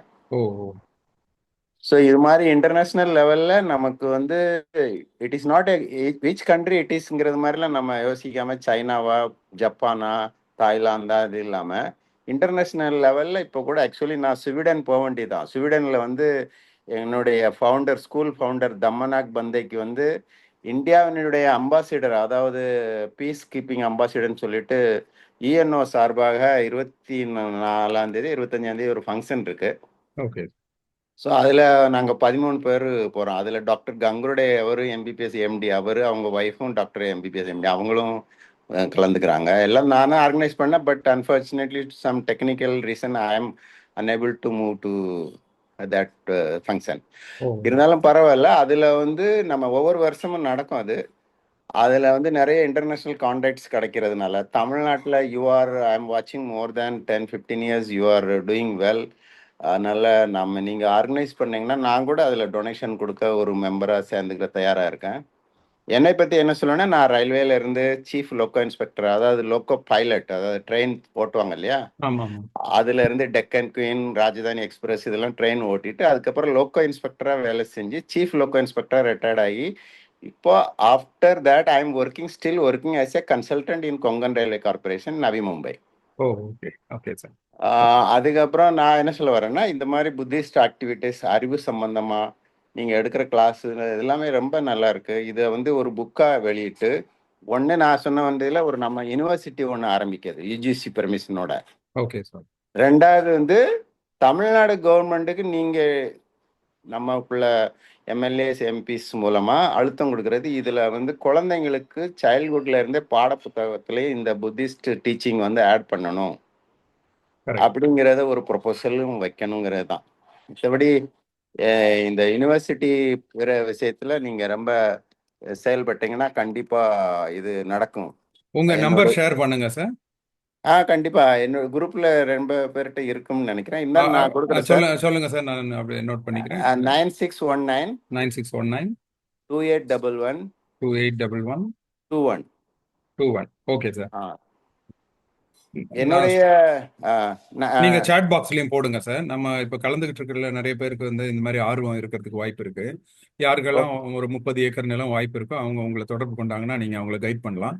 அதே மாதிரி மினிமம் நான் டாக்டர் நான் சொன்னது minimum 30 acres. If it okay is sir. More than that we can keep like that. இப்போ நாங்கள் வந்து குல்பர்காவில் ஹத்தியாலுங்கிற வில்லேஜில் ஸ்கூல் ஆரம்பிச்சிருக்கோம்னா அதில் 9 ரூம் இருந்துச்சு, கிளாஸ் ரூம். இப்போ மேலே ஒரு 5 ரூம்ஸ் பண்ணியிருக்கோம். ஓ, ஹட்டியால். நான் வந்திருக்கேன் சார் அங்க, இந்த எஸ் இனாகிரேஷனுக்கு எஸ் வந்தேன் நான். Yes correct. எஸ். இப்போ நான் இப்போ sometimes I use to go alone, but இப்போ என்னுடைய மிஸ்ஸஸ் அதில் இன்ட்ரெஸ்ட் ஆனாலும் நாங்கள் 2 பேருமே போகிறோம். ஓகே. அதனால நீங்க வந்து மேற்கொண்டு நம்ம என்ன செய்யலாம், அதை வந்து எப்படி எடுத்துக்கொண்டு போகலாம், மக்களை வந்து இதில் தியரியும் ப்ராக்டிக்கலும் இருக்கிறதுனால எவ்வளவு பெனிஃபிட் கிடைக்கிறதுனால. இப்போ ரீசெண்டாக நான் போரிவெளியில் 10 days விப்பர்சனை அட்டன் பண்ணேன். I also got very good experience. அதில் பார்த்தீங்கன்னா பூரா மார்வாடி பிஸ்னஸ் மேன் தான் வரான், குஜராத்தியும் மார்வாடி. எஸ். எனக்கு முன்னாடி இருந்தவன் ஒரு 500க்குள்ள ஒரு பண்டல் கொடுத்துட்டு அவன் எழுதி வச்சிருக்காங்க 2000 rupees மேல கேஷ் கொடுத்தனா ரிசிப்ட் கிடையாதுன்னு. ஆனா அவன் 50,000 கொடுத்துட்டு எனக்கு ரிசிப்ட்லாம் வேண்டாம் அப்படிங்கிறான். ஓ, ஸோ தேர் all business community. Satyanarayana Goenka start பண்ணதுனால அந்த குஜராத்தியும் மார்வாடி நிறைய வராங்க அங்க. So okay. They are voluntarily donating. So அது எஸ். மாதிரி நம்ம விபஸ்னா வந்து நம்ம ஸ்டார்ட் பண்ணி இவங்க கூட கனெக்ட் பண்ணா கூட அவங்க வந்து நமக்கு ஃபைனான்சியல் ஐடியெல்லாம் பண்ண மாட்டாங்க, கைட் பண்ணுவாங்க. Yes sir. விபஸ்னா மெடிடேஷன்ல அவங்க என்ன பேர் வைக்கணும் கூட சஜஷன் கொடுப்பாங்க. ஒவ்வொரு இதுக்கும் இந்த புத்த சம்பந்தமான பேர் தான் இருக்கும். Okay sir, thank you very much. I am very interested and impressed on your teaching of Buddha in simple and very understandable way. Thank you sir. Very thank you much sir. Thank you. நல்லது சார், ரொம்ப நல்லது. உங்க நம்பர் சாட் பாக்ஸ்ல போடுங்க sir. ஆ நம்ம நண்பர்கள் உங்களை தொடர்பு கொள்வாங்க sir. Okay sir. Okay, thank you. Thank you. Thank you sir. Jai Bhim sir. Okay sir. Jai Bhim நம புத்தாய. சுகுமார், நான் கல்பாக்கத்துல இருந்து பேசுறேன். சார் வணக்கம் நான் சார். சொல்லுங்க சார். வணக்கம். நான் வந்து பிஆர்சியில தான் வேலை பார்த்தேன். அணுசக்தி நகர் தாராவில இருந்து பிஆர்சி அணுசக்தி நகர்ல எல்லாம் வேலை பார்த்து இப்ப கல்பாக்கத்துல வந்து ரிட்டையர்ட் ஆயிட்டேன். எனக்கு ஒரு நீண்ட நாள் ஆசை வந்து என்னதுன்னா வந்து நம்ம வந்து புத்தா ஸ்டாச்சு ட்ரஸ்ட் அப்படின்னு ஒண்ணு நான் முன்னாடியே சொல்லியிருக்கேன், ஆரம்பிச்சு சிலைகள் எல்லாம் வந்து மக்களுக்கு வந்து என்னது கொடுக்கணும். அதுக்கப்புறம் ஒவ்வொரு கிராமத்துக்குள்ளயும் ஒரு அரச மரம், அதுக்கு அடையில வந்து ஒரு புத்தர் வச்சு வந்து நம்ம புத்தர் கொள்கைகளையும் வந்து தூய்மையையும் காற்று தூய்மையையும் பாதுகாக்கலாம். அதனால வந்து இப்போ ஒவ்வொரு கல்யாண திருமணங்களுக்கு நம்ம போகும்போது அவங்களுக்கு வந்து ஒரு புத்தா சின்ன ஸ்டாச்சுயும் அந்த அந்த அவரை பத்திய குறிப்பு, அதுக்கப்புறம் புத்த வந்தனா தம வந்தனா அதுக்குள்ள புக்கு அதெல்லாம் வந்து கொடுக்கணும் அப்படிங்கிறது ஒரு ஆசை. அதனால வந்து சார் வந்து பேசினாரு, ரொம்ப மகிழ்ச்சியா இருந்துச்சு. இந்த வகைக்கும் வந்து நான் ஏற்பாடு பண்ணா ரொம்ப நல்லா இருக்கும். நம்ம பௌத்தம் வந்து வளர்றதுக்கும் பரவுவதற்கும் ரொம்ப உறுதுணையா இருக்கும். அதுக்கப்புறம் வந்து என்னது, நாம சாதாரண மக்கள்ல கொண்டு சேர்றதுக்கு வந்து நம்ம வந்து ஒரு வருஷம் முழுக்க வந்து ஒரு பௌத்த ரதம் ஒண்ணு ஏற்பாடு பண்ணணும். அது வந்து காஷ்மீர்ல இருந்து கன்னியாகுமரி வரை இங்க வந்துட்டு போகணும், திரும்பி போகணும், வந்துட்டு திரும்ப அப்படியே போய்கிட்டே இருக்கணும். மற்ற பல்வேறு மக்கள் வந்து அதனோட இணைஞ்சு வந்து நம்ம பயணிக்கணும். நன்றி சார். ஜெய்பீம் நம புத்தாய. நன்றி. நல்லது சார் உங்களுடைய ஐடியாஸ் எல்லாம். இப்போ சின்ன சின்ன லெவல்ல நாங்க பண்ணிட்டு தான் சார் இருக்கோம். இப்போ டாக்டர் பெரியசாமி சாக்கியா இதுல இணைஞ்சிருக்கிறாரு நாங்க எம்எம்டில. இப்போ எங்களுடைய மருத்துவமனையில் நாங்கள் என்ன பண்ணுறோன்னா, நாங்கள் புத்தர் சிலைகளை வந்து ஒவ்வொரு வருஷமும் புத்த பூர்ணிமா அப்போ எல்லாருக்குமே கொடுத்துறோம், எல்லா டாக்டர்ஸ்க்கு அங்கே தெரிஞ்சவங்க எல்லாருக்குமே. இந்த ஆண்டு வந்து நான் வந்து தம்ம சக்கரம்ல வந்து புத்தர் படம் போட்டு அதோட கிளாக் மாதிரி கொடுத்தேன். அதே மாதிரி இப்போ ஒவ்வொரு வருஷமும் நியூ இயர் கேலண்டர்ஸ் வந்து புத்தா போட்டு தான் நாங்கள் 2 பேருமே கொடுக்குறோம். நம்மளோட சின்ன சின்ன சக்திக்கு ஏற்பட்ட மாதிரி நம்ம வந்து பௌத்தத்தை ஸ்ப்ரெட் பண்ற வகையில செஞ்சிடறோம். அதுவும் நல்ல ஐடியா சார். அப்புறம் அந்த யாத்ரா நீங்க சொன்னீங்க, தம்ம அசோக யாத்ரான்னு நம்ம புத்திஸ்ட் ஃப்ரெட்டர்னிட்டி கவுன்சில் சார்பாக பாரதி பிரபு முன்னெடுத்து செய்யறாரு ஒவ்வொரு ஆண்டும். அது வந்து நீங்க சொன்ன மாதிரி இப்போ லாஸ்ட் டைம் வந்து கேரளால இருந்து தீக்ஷா பூமி வரைக்கும் போச்சு. ஒவ்வொரு வருஷமும் அந்த மாதிரி கொண்டு போறாங்க. இப்போ இந்த ஆண்டும் பிளான் பண்றாரு. அந்த யாத்திரை வந்து நிறைய இடங்களுக்கு போகுது. அதையும் நீங்க நெக்ஸ்ட் டைம் நீங்க அதையும் கொஞ்சம் ஃபாலோ பண்ணீங்கன்னா உங்களோட ஐடியாஸை கொடுக்கலாம், நீங்களும் அதில் பங்கேற்றுக்கலாம் சார். கல்பாக்கத்துல வந்தாங்க சார், நானும் பங்கேற்றேன். மீன்ஸ் அதுல இது வந்தேன். நான் என்ன சொன்னேன்னா வந்து காஷ்மீர்ல இருந்து கன்னியாகுமரி வர கண்டினியூவா நடக்கணும். அது வந்து அதுக்கு புத்த பூர்ணிமா மத்தரும் கிடையாது, புத்த பூர்ணிமாவுக்கு மத்தரும் கிடையாது. இங்க இருந்து இங்க வரணும், மறுபடியும் இங்க இருந்து போகணும், அங்க மறுபடியும் அங்க இருந்து இது வருஷம் முழுக்க கம்ப்ளீட்டா நடந்துட்டே இருக்கணும். அப்படின்னா வந்து நல்ல ஒரு இதாகும். அதுக்கப்புறம் மறுபடியும் நான் சொல்றேன், இது ஸ்ரீலங்கா இது என்னது நம்ம இலங்கை வானொலியில வந்து சாயந்தரம் 5:30 மணில இருந்து 6 மணி வரை வந்து எனது பௌத்த நிகழ்ச்சி நடக்கு. அதுக்கும் கூட வந்து என்னது நீங்க எல்லாம் வந்து அது ஃபண்ட் டொனேஷன் அந்த மாதிரி எல்லாம் ஏற்பாடு பண்ணி வந்து என்னது ஒரு மணி நேரத்துக்கு 4000 ரூபாய் வாங்குறாங்கன்னு நான் கேள்விப்பட்டேன் முன்னால. அந்த மாதிரி இது வந்து ஏதாவது ஒரு சண்டேல வந்து ஏதோ ஒரு வீக்கெண்ட்ல எப்பாட்டும் ஒரு தடவை வந்து ஒரு மணி நேரம் ப்ரோக்ராம் நீங்க நீங்க பேசலாம், எல்லாம் வந்து மற்ற எல்லாரும் வந்து தொடர்பு கொண்டு ஒரு வானொலி நிகழ்ச்சி கொடுத்தாலும் நல்லா இருக்கும். யூடியூப் அது வேற மீன்ஸ் வானொலினா வந்து இது உலகம் முழுக்க வந்து என்னது ஆமா நல்லா போய் சேரும். ஒன்றும் நல்ல வித்தியாசமா இருக்கு. இந்த மெடிடேஷன் எல்லாம் பண்றது ரொம்ப மனசுக்கு ரொம்ப நல்லா இருக்கு சார். மக்கள்கிட்ட அதெல்லாம் கொண்டு போய் சேர்க்கணும். நன்றி. முயற்சி ஓகே. செய்யறோம் சார். ஜெய் தேங்க்யூ பீம் நம சார். புத்தாய. தேங்க்யூ. ஜெய் பீம் நமோ புத்தாய. திருமாறன் சார், நீங்க அன்மியூட் பண்ணிட்டு சொல்லுங்க. சார் ஜெய்பீம் சார், நமோ புத்தாய. ஜெய் பீம் நமோ புத்தாய பிரதர். சார் நீங்க சொன்ன மாதிரி அது வந்து நம்ம வந்து தொடர்ச்சியா பண்ணிட்டே இருக்கணும் சார். நம்ம யாரை சந்திக்கிறோமோ, இப்போ எங்களுக்கு இப்போ நான் எல்ஐசியில் ஏஜென்ட்டாகவும் இருக்கேன். புதுசா மேனேஜர் சேஞ்ச் ஆகும்போது அவங்களுக்கு கொடுக்குற இதுவும் பார்த்தீங்கன்னாலும் ஒன்று புத்த சிலை இருக்கும். இப்போ வந்து புத்தர தம்மமும் வந்து இப்போ அதை முன்னெடுத்துட்டு இருக்கேன். அந்த புத்தகத்தை வந்து போய் அதிகப்படியமா எடுத்துட்டு போய் சேர்க்கணுன்றதுக்காக இப்போ அதையும் பண்ணிட்டு இருக்கேன். அந்த மாதிரி விஷயத்துங்களை வந்து தொடர்ந்து நம்ம பண்ணிட்டே இருக்கணும் சார். அதே போல வந்து இப்போ சார் வந்து மும்பைல இருந்து சொன்னாரு, அதுக்கான இடங்கள் வந்து இந்த திண்டிவனம் விழுப்புரம் சைட்ல வந்து எங்க டெட்கோ பவுண்டேஷன்ல ஒருத்தர் வந்து அங்க புரோக்கர் மாதிரி பண்ணிட்டு இருக்காரு சார். அண்ணன் அவரு தகவல் சொல்லுவாரு. அங்க அந்த பக்கம் நிறைய இருக்காது சார், 30 ஏக்கரா கூட இருக்காது. ஸோ ஏதாவது கான்டாக்ட் வேணும்னாலும் நான் அதை எடுத்து கொடுக்கறதுக்கு தயாரா இருக்கேன். வர 25 காஞ்சியில நடக்கிற இதுல வந்து பௌத்தத்தை ஏற்கலான்னு இருக்கேன் சார். நான் தென்னவன் தலைமையில போயிட்டு அப்படிங்களா? வாழ்த்துக்கள் பிரதர். வெரி குட், சந்தோஷம். ஃபேமிலியா பண்ணணும்னு வெயிட் பண்ணிட்டு இருக்கேன். பட் அது தள்ளிட்டே போயிட்டு இருக்கு. சரி, அதனால ஃபர்ஸ்ட் நம்மள அதை முன்னெடுத்துருவோம்னு சொல்லிட்டு. கண்டிப்பா. ஓகே, வாழ்த்துக்கள். இன்னும் அவருக்கே சொல்லல, உங்ககிட்ட தான் சொல்றேன் நான். அவருக்கே தெரியாத விஷயம். அப்படியே நல்லா பண்ணிருக்கீங்க சார். இன்னைக்கு ரொம்ப தெளிவா இருந்தது. அந்த பகுத்தறிவோட மத்தவங்களுக்கு எடுத்து சொல்றதுக்கான ஒரு வாய்ப்புகளை வந்து நிறைய எக்ஸாம்பிளோட சொன்னீங்க. அது ரொம்ப பயனுள்ளதா இருக்கும். எப்படியாப்பட்டவங்களும் எளிமையா புரிய வைக்கிறதுக்கு, பௌத்தத்தை பத்தி புரிய வைக்கிறதுக்கு ரொம்ப யூஸ்ஃபுல்லா இருக்கும் அந்த எக்ஸாம்பிளோட சொன்ன விஷயங்கள். நன்றி சார். ஜெய்பீம். சிறப்பா முன்னெடுப்போம். நமோ புத்தாயா. ஜெய் பீம் நமோ புத்தாய brother. Shakya. Yes, Jai Bhim Namah Buddhaya, Raj and all brothers. இன்னைக்கு as usual நல்லா இருந்தது டாக்கு. முத்துவீரம் மணி அண்ட் புத்தகுமார் 2 பேரும் சொன்ன பாயிண்ட் நோட் பண்ணி வச்சிருக்கிறேன். டிஃப்ரெண்ட் ஐடியாஸ் கொடுத்துட்டே இருக்காங்க. நல்லா இருக்கு. இப்போ இந்த வானொலியில எல்லாம் நான் கூட நினைப்பேன், மார்னிங்ல எல்லாம் ரேடியோ போடையில எல்லா ரிலீஜன் சம்மந்தப்பட்ட தகவல்களும் பாடல்களும் வருது, நம்ம புத்திசம் ரிலேட்டட் பாடல்கள் வரமாட்டேங்குது அப்படின்னு எனக்கு தோணும். இப்போ அந்த பிரதர் சொன்னோடனே அதுக்கான முயற்சிகளும் நம்ம எடுக்கணும்.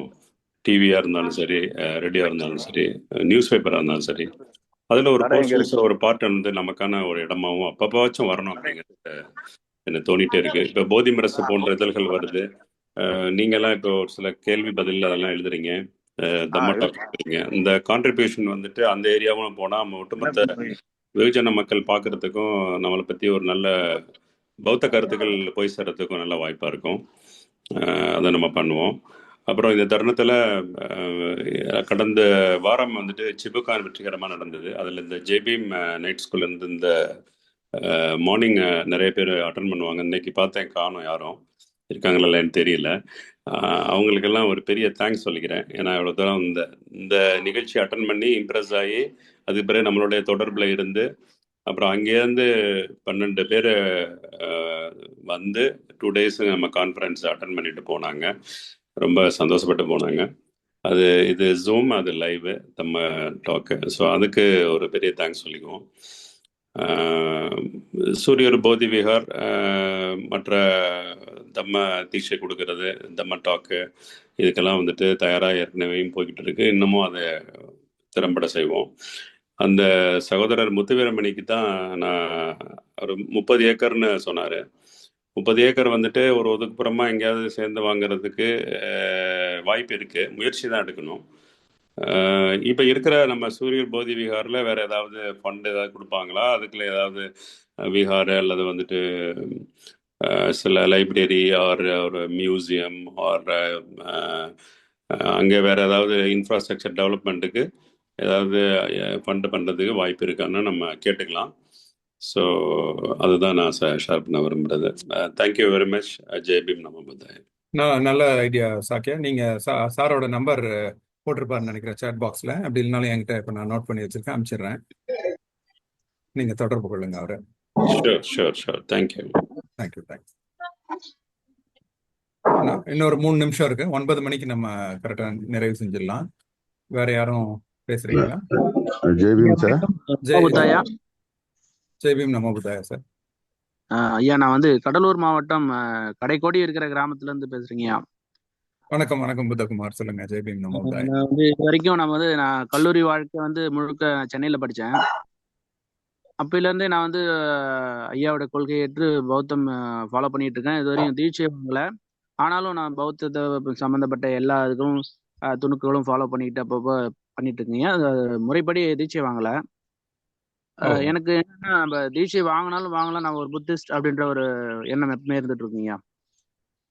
ஓகே. அது போல என்னை மாதிரி இருக்கிற இளம் தலைமுறையினரும் பௌத்தத்தை ஃபாலோ பண்ணணும். அதுக்கான வழிமுறைகள், நெறிமுறைகளை அப்பப்ப இந்த மாதிரி இந்த வகுப்புகள் வாரம் ஒரு முறை அல்லது மாதம் ஒரு முறையாவது உங்களுடைய நெறிமுறைகள் வேண்டும்னு நினைக்கிறீங்க. ஸோ அதுக்கான முன்னேற்பாடுகள் அல்லது ஒரு சண்டே மட்டும் ஒரு வகுப்பறை எடுக்க மாதிரி இந்த மாதிரி உங்களுக்கு கொஞ்சம் செஞ்சு கொடுத்தீங்கன்னா நல்லா இருக்குங்கய்யா. ஓகே. உங்களுடைய இன்னைக்கு தான் நான் ஃபர்ஸ்ட் கேட்குறேன். முதல் முறை இப்பதான் இணையிறேன். ஓ, அப்படிங்களா? சரி. ஆமா, என்னோட அந்த பழைய டாக் எல்லாம் அந்த ககோரா டாக்ஸ்ங்கிற அந்த சேனல்ல இருக்கு. சரிங்க. இப்ப நிறைய சமூகம் குரூப்ல போட்டிருந்தாங்க லிங்க். ஓகே. அந்த குரூப்ல இருந்தா இப்ப லிங்க்ல வந்திருக்குங்க. நான் இப்பதான் ஃபர்ஸ்ட் டைம் டாக் கேட்கறேன். நல்லா எனக்கு ஒரு புதிய ஒரு அனுபவமா இருந்துங்க. இன்னும் கொஞ்ச நேரம் இன்னும் கேட்டுட்டு இருக்கணும் போல ஒரு என்ன இருந்துச்சு. சீக்கிரம் முடிஞ்ச மாதிரி இருந்தது வேற. ஓ, சரி. ககோரா டாக்ஸ் அப்படிங்கிற ஒரு சேனல் இருக்கு. நான் இப்ப இந்த இதுல கூட போட்டிருக்கேன், சாட் பாக்ஸ்ல. சரிங்க. அந்த சேனல்ல போனீங்கன்னா அதுல லைனா இருக்கு. அதே மாதிரி ஒவ்வொரு சண்டேயும் இந்த கிளாஸ் நடக்கும், கரெக்டா 8 to 9.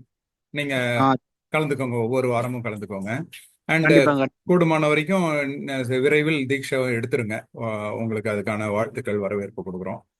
கண்டிப்பாங்க. மேலும் அது மாதிரி புத்த பூர்ணிமா அந்த மாதிரி சமயங்கள்ல அதாவது ஒரு மீட்டிங், அதாவது நியர்பை இருக்கிற எங்க ஏரியா பக்கத்துல பாத்தீங்கன்னா தியாகனூர்னு ஒரு இருக்கீங்க. அது வரலாற்று. அங்கதான் நாங்க புத்த பூர்ணிமாவுக்கு நானும் எங்க ஊர்ல ஒரு பெரியவர் ஒருத்தர் இருக்காரு. அவரு தான் ரொம்ப ஆர்வமா இருப்பாரு.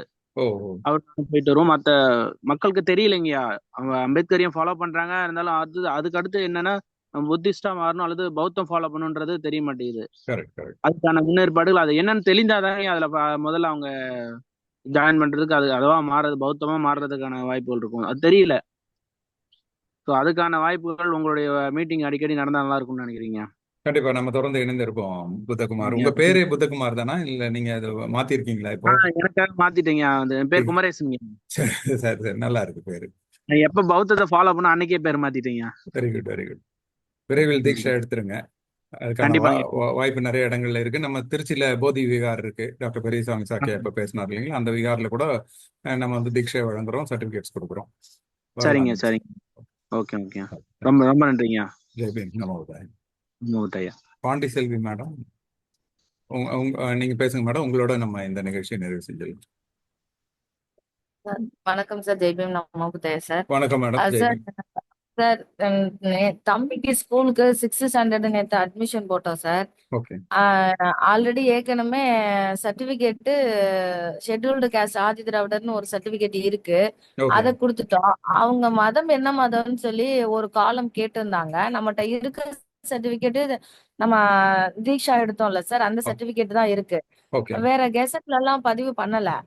அந்த தீக்ஷா சர்டிபிகேட் ஒண்ணு மட்டும் நம்மளுக்கு அந்த சர்டிபிகேட்டை வச்சுக்கிட்டே நம்ம அதுல புத்திஸ்ட்னு எழுதி கொடுத்துடலாமா? நானும் கொடுத்துட்டேன், புத்திஸ்ட் எழுதி கொடுத்துட்டேன். தம்பிக்கு தான் ஃபர்ஸ்ட் கொடுக்குறோம், புத்திஸ்ட் எழுதி கொடுத்துட்டேன். அது போதுமா சார்? இல்ல நான் அதுக்கு பிறகு ஃபர்தரா வேற இதுல கெசட்ல எல்லாம் பதிவு பண்ணணுமா சார்? நேம் சேஞ்ச் பண்ணல, அது இருக்க நேம் தான். நான் அதான் சார் கேட்கிறேன். அதே நேம்னா நீங்க ஆக்சுவலா அந்த தீக்ஷா சர்டிபிகேட் கொடுத்தாலே போதுமானது மேடம். இப்போ என்னுடைய டாட்டருக்கு நாங்க அப்படிதான் கொடுத்தோம். அவங்க வந்து அதுக்கு ஏதாவது அடையாளம் கொடுங்கன்னாங்க. நாங்க வந்து தீக்ஷா சர்டிபிகேட் மட்டும் தான் அனுப்பிச்சோம். அதை ஏத்துக்கிட்டாங்க ஸ்கூல்ல. இருந்தாலும் கெசட்லயும் நீங்க பதிவு பண்ணிடலாம். ஏன்னா இப்போ வந்து முன்னாடி கெசட்லனா பேர் மாத்தினாத மட்டும்தான் இருந்துச்சு. இப்போ வந்து வெறுமனே மதமாற்றம் மட்டும் கூட கெசட்ல பதிவு பண்ணிட முடியும். அதுவும் நீங்க எக்ஸ்ட்ரா பண்ணி வச்சிட்டீங்கன்னா ஒரு அடிஷனல் நமக்கு. அப்புறம் மைனாரிட்டி சர்டிஃபிகேட்டும் இருக்கு. அதையும் நம்ம அப்ளை பண்ணி வாங்கிக்கலாம். தாசில்தார் கிட்ட அப்ளை பண்ணி வாங்கணும். நான் உங்களுக்கு என்னுடைய சாம்பிள் சர்டிஃபிகேட்ஸ் நான் உங்களுக்கு அனுப்பிச்சு விடுறேன். Okay sir. அது எனக்கு அதுக்கான கைடன்ஸ் மட்டும் வாட்ஸ்அப்ல கொஞ்சம் சொல்லுங்க சார். சொல்றேன் உங்களுக்கும் மேடம். வாட்ஸ்அப்ல. ஓகே, நீங்க வந்து கெசட் பதிவும் இப்போ இமீடியட்டா பண்ணிடுங்க. மைனாரிட்டி சர்டிஃபிகேட் அதுக்கு அடுத்து வாங்கிக்கலாம் கெசட் முடிச்ச பிறகு. Okay sir. அதான் கண்டிப்பா கெசட் பண்ணிடுறதுதான் நல்லது. ஏன்னா சில நிறுவனங்கள் வந்துட்டு கெசட் காப்பி கேட்பாங்க. அதனால கெசட்ல பண்ணிட்டாக்க கம்ஃபர்டபுளா இருக்கலாம். அந்த கெசட்ல பதிவு பண்ணது பிறகு புத்திஸ்ட் ஆனா எஸ்சி அப்படிங்கிற இதை கிளைம் பண்றதுக்கு ஜியோலாம் இருக்கு. நம்ம அதை கூட ஷேர் பண்ணிக்கலாம். Okay sir. Thank you. Okay, Thirumaran நீங்க கை மறுபடியும் உயர்த்திருக்கீங்க. சார் ஜெய்பீம் சார், நம்ம புத்தையா சொல்லணும்னு நினைச்ச மறந்துட்டேன். அதாவது எந்த ஒரு பௌத்த இதுவை நம்ம முன்னெடுத்தாலும் அதுல வந்து முழுக்க முழுக்க வந்து அந்த பகுத்தறிவு உட்பட்ட அந்த ஒரு இதுல வந்து கவனம் செலுத்தணுன்றது என்னுடைய ஒரு தாழ்மையான வேண்டுகோள் சார்.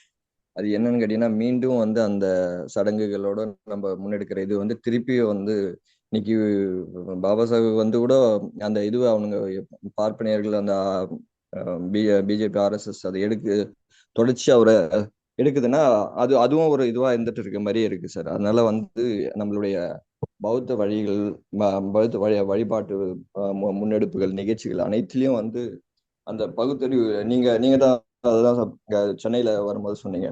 இங்க பெரும்பாலும் வந்து பாபா சாஹிப் வந்து கடவுளா தான் ஏத்துட்டு இருக்காங்கங்காட்டியும் அந்த மூளையில இருந்து இறக்கி கொஞ்சம் நெஞ்சு வரியை கொண்டு வந்து அவங்க சிந்திச்சு செயல்பட்டாங்கன்னா இங்க வச்சுட்டு இருக்காங்க. அது மூளைக்கு கொண்டு போய் சிந்திச்சு அவர் ஒரு ஆயுதமா உருவாக்கி அவரும் முன்மாதிரியா செயல்பட்டாங்கன்னா மாற்றத்தை உருவாக்கணும்ன்றது. ஸோ அதுல வந்து எப்பவுமே வந்து சார் உள்ளிட்ட யார் வழிகாட்டினாலும் பௌத்தத்தை வழிகாட்டினா அதுல ஒரு கவனமா இருக்கணும்னு சொல்லிட்டு என்னுடைய தாழ்மையான வேண்டுகோள் சார். கரெக்ட். ஆமா, மறுபடியும் புத்தரையும் கடவுளை வணங்க ஆரம்பிச்சிட்டோம்னா நமக்கு அதுல வந்து ஒரு பெரிய மாற்றமே இருக்காது. எப்பயுமே நாங்க எம்எம்டி சார்பா நாங்க வலியுறுத்துறது என்னன்னா, எந்த ஒரு பௌத்த அடையாளமா இருந்தாலும் அதுல பாபா சாஹேப் அம்பேத்கரையும் அதே சமயத்துல பகுத்தறிவையும் முன்னிறுத்தி தான் பௌத்தத்தை எடுக்கும். அப்படி எடுத்தா மட்டும்தான் அது வந்து ஒரு தனி மனிதனுடைய விடுதலைக்கு உதவும். இல்லைன்னா அது இன்னொருத்தங்கிட்ட போய் ஏமாறதான் வைக்கும். இது ரெண்டையும் நம்ம வந்து கண்டிப்பா ஆரம்பத்துல இருந்தே எடுத்துட்டு தான் போவோம். Thank you brother. சுகுமார் சார், நீங்க உங்களோட சாரி நான் மீண்டும் வரேன். ஆக்சுவலி மகாராஷ்டிராவில வந்து புத்தா டிவின்னு ஒண்ணு இருக்குல்ல, அதை எங்க தமிழ்நாட்டுக்கு வரவழைக்கிறதுக்கு நம்மகிட்ட ஏற்பாடு பண்ண முடியுமா சார்? ஓஹோ, வாய்ப்பு இருந்தா செய்யலாம் சார். அங்க மகாராஷ்டிரியன்ஸ் அங்க வந்து கொஞ்சம் நம்ம மக்கள்கிட்ட வந்து என்னது கேட்டு பாருங்க, மீன்ஸ் புத்திஸ்ட் கிட்ட. அத வந்து இது பண்ணி நம்ம இங்க கூட லிங்க் பண்ணி நம்ம இங்க இது வரலாம், ஆன்லைன்ல கூட வர வச்சு நம்ம வந்து தமிழையும் சேர்த்துக்கலாம் ஒரு இதா. சரியா, சேனல் ஆல்ரெடி ரன் ஆயிருச்சுன்னா அதுல வந்து ஒரு 1 hour 2 hours நம்ம தமிழ் கூட போட்டு இருக்கலாம். அதுக்கப்புறம் சார் இந்த கேலண்டரை கொடுக்கறது அது ஒரு பக்கம் இருந்தாலும் வந்து எனக்கு தெரியுமா, சிலையை கொடுத்து அதை வணங்க வைக்கணும் சார். அதுதான் வந்து பூஜை பண்றதுக்கு தான் வந்து நம்ம அது ரொம்ப இது. ஏன்னா வந்து நான் வந்து பர்சனலா வந்து நான் இது பண்ண மெடிடேஷன் அண்ட் பூஜா ரொம்ப அருமையா இருக்கு. மீன்ஸ் எனது நம்ம அந்த பூக்கள் எல்லாம் வைக்கும் போது வந்து அந்த பூக்களை புத்தாவை பாக்குறதும் அந்த பூக்களையும் பார்க்கும்போது மனசுக்கு ரொம்ப ரொம்ப அருமையா இருக்கு. நான் எழுதி மீன்ஸ் இது ஆக்சுவலி அட்மின் ஒன்லி கேன் சொல்லி வந்து இங்க தமா உரைக்குள்ள இது வாட்ஸ்அப் இருக்கு. நான் வந்து நண்பர்களுக்கு வந்து அதை போட்டோ எடுத்து அனுப்புவேன். பூ செய்வதே பூஜை அப்படின்னு சொல்லி வந்து எனது மனசுக்கு ரொம்ப நல்லா இருக்கு. அதை வணங்க வைக்கணும். இல்ல சும்மா வந்து எனது புத்திஸ்ட் அப்படின்னு சொல்லிட்டு மேலோட்டமா போய் பிரயோஜனம் இல்ல, வணங்கணும். வணங்கினாத்தான் வந்து மனசுல வந்து அது தங்கி வந்து அதுக்கு மேல் கொண்டு நல்ல ஆழமா நம்ம உள்ள போக முடியும். ஏன்னா மற்ற இந்துக்கள் செய்யற பூஜைக்கும் மற்றையும் இதுக்கு வந்து ரொம்ப வித்தியாசம். அதையும் வந்து தெளிவா படுத்தி வந்து நம்ம முதல்ல சிலையை கொடுத்து வந்து வணங்க வைக்கணும். மக்களுக்கு வந்து என்னது ஒரு இது ஸ்பெஷல் ப்ரோக்ராம் கூட ஆர்கனைஸ் எப்படி பூஜை செய்யணும் வணங்கணும் அப்படின்னு சொல்லி அதையும் கூட கொடுத்து நம்ம சிலையை கொடுக்கறதுக்கு ரொம்ப முயற்சி பண்ணுவோம். நன்றி சார். நன்றி. ஓகே, நன்றி சார். ஜெய் பீம், நமோ புத்தாய. இத்துடன் இந்த வார நிகழ்வை முடிவு செய்துக்கலாம் சார். Thank you sir. மீண்டும் அடுத்த வாரம் சந்திக்கலாம்.